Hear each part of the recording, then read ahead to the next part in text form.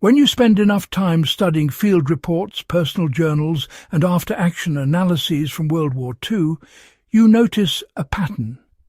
The men who end up shaping the outcome of small unit engagements aren't always the ones carrying the flashiest weapons or the ones with the highest rank. Sometimes it's the quiet soldier with a strange tool, an odd habit, or an unconventional background. That kind of man becomes unforgettable when the pressure turns lethal. The story we're diving into today begins with ridicule. A soldier arrives with a rifle his own comrades joked about calling a mail-order toy, something they assumed was barely worth bringing to the front. But 4 days on a contested ridgeline would silence every laugh. By the end of that fight, that supposedly laughable rifle had helped drop 11 concealed Japanese snipers whose positions were so well hidden that entire squads had failed to locate them. This isn't a myth. It's a documented wartime account, and while the details vary depending on which regimental archives you consult, the essence stays the same. A soldier trusted his unconventional gear, used it with precision, and ultimately shifted the balance in a way no one predicted. If you study the Second World War long enough, you realize just how many innovations, victories, and, survival lessons come from people who refused to throw away a tool simply because it wasn't standard issue. That's where the real value of this story lies. Not only in what he did, but what it teaches us today about preparation, adaptation, and honestly, the discipline required to outthink a hidden threat. The reason a mail-order rifle mattered on the battlefield comes down to function over form. The soldier ordered a commercial sporting rifle from a civilian catalogue, a practice that wasn't as rare in the early years of the war as people assume. These rifles often had lighter triggers, more precise factory barrels and optics that outperformed the rugged but basic military-issue sights. His fellow soldiers considered it non-standard and unreliable, mostly because they hadn't tested it themselves. But the lighter recoil allowed faster reacquisition of a target. The scope had finer adjustments, and the rifle could be fired comfortably from awkward positions. Exactly the kind of positions you end up in when you're crawling up a slope with a marksman hiding somewhere above you. The battleground that made this rifle infamous was a section of dense jungle that the Japanese defenders had spent weeks preparing. Snipers were positioned in elevated nests, sometimes behind double-thick foliage, and their opening shots were designed to hit officers first. Regular infantry rifles struggled in those conditions. Without optics, most soldiers couldn't even be certain where the muzzle flash came from. That's where the soldier with the toy rifle became, absolutely indispensable.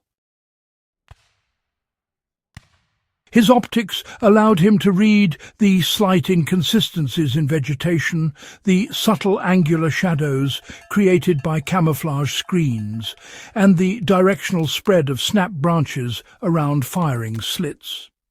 These are small details, but for a trained eye, they reveal patterns that others miss.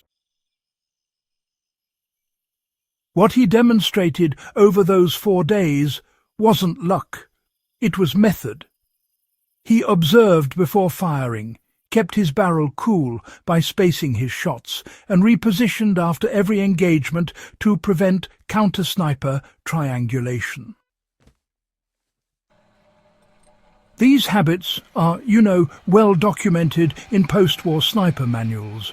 but he was applying them before they were standard doctrine. What historians and survivalists can take from this is simple. Tools matter, but habits matter more. When you practice patient observation, angle discipline and positional awareness, you really increase your survivability even if your equipment isn't ideal. Applying that knowledge today doesn't mean preparing for warfare. It means understanding how to break large threats into small, solvable problems. For example, if you're hiking in thick terrain and you need to locate a trail marker, the same principles apply. You stop moving, study where the environment looks artificially altered, look for repeating patterns that don't belong, and, well, give your brain time to interpret rather than react. Or if you're in any survival setting, urban or wilderness, and you need to identify safe pathways, practicing controlled scanning rather than rushing forward will serve you better than any gear purchase. The soldier's success wasn't rooted in heroic aggression, it was rooted in controlled perception. His rifle's accuracy came from a combination of commercial tuning and personal familiarity. He'd spent months handling it before deployment, which meant he understood every quirk of the trigger, every adjustment on the optic, and every inch of its ballistic behavior. That level of familiarity is rare, even among soldiers. In civilian terms, this translates to using gear you know intimately rather than chasing trends. If you carry a compass, learn its cadence.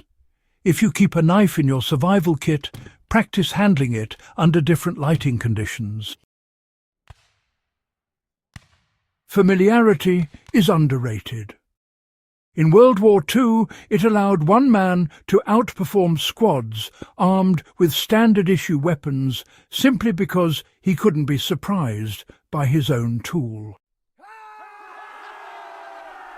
There's also a leadership aspect often overlooked. When the snipers began dropping, morale on his side shifted. Soldiers who had lost comrades regained the confidence to advance. The psychological effect of eliminating unseen threats is, well, truly profound. In modern terms, when you solve a problem others consider unsolvable, whether in logistics, planning, or navigating a crisis, you do more than just complete a task. You restore momentum. That's a strategic lesson that applies far beyond military history. By the end of the fourth day, every man who had joked about the rifle had changed their tune.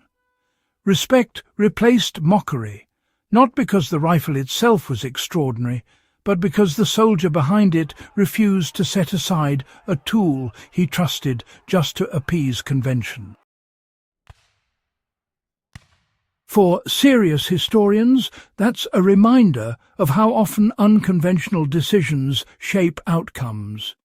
For survivalists, it reinforces the value of training with the tools you have, practicing patience under pressure, and refusing to abandon what works simply because others don't understand it. If this kind of deep dive into overlooked World War II stories adds value to your understanding of survival, adaptation, and fieldcraft, make sure you subscribe to Legacy of Survival and share this guide with someone who appreciates real history told without shortcuts.